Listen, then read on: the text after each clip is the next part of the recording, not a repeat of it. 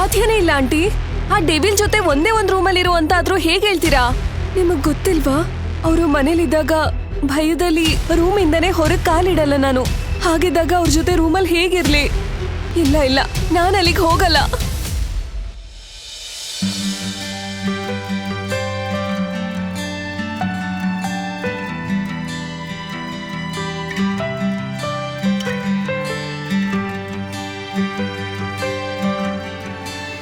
ಪಾರ್ಥಸಾರಥಿ ಪಕ್ಕದಲ್ಲಿ ಪೌರ್ಣಮಿ ಇನ್ನೂ ಹಾಗೆ ಕೂತಿದ್ಲು.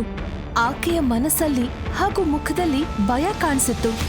ಹಾಗೂ ಅಲ್ಲಿಗೆ ಬಂದಿದ್ದ ಬೇರೆ ಜನರಿಗೂ ಪೌರ್ಣಮಿ ಪಾರ್ಥಸಾರಥಿ ಹೆಂಡತಿಯಾಗಿ ಸಾರಥಿ ಕುಟುಂಬದ ಸೊಸೆಯಾಗಿ ಹೋಗ್ತಿರೋದನ್ನ ನಂಬೋಕೆ ಆಗ್ಲಿಲ್ಲ.